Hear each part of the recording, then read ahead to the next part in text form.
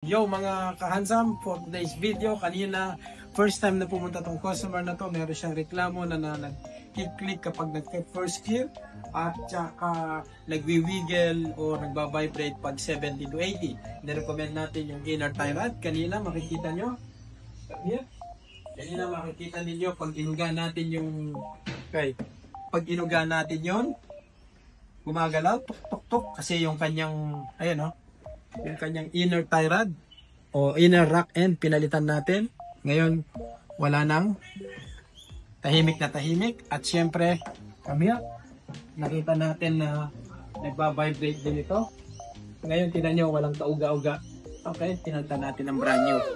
Ang nakakagulat dito, ang customer in-expect niya 2 araw, pero wala pang 5 hours ang customer tumawag sa akin papunta dito. Sabi niya, Andre, may kukunin lang ako na gamit sa kotse. Guess what? Susurposahin natin mamaya. Hindi niya alam, pag uwi niya, dala niya na yung kotse. Dito lang yan sa Andre Automotive. Teka muna. Pakita ko muna yung gat ng gani ko. Okay.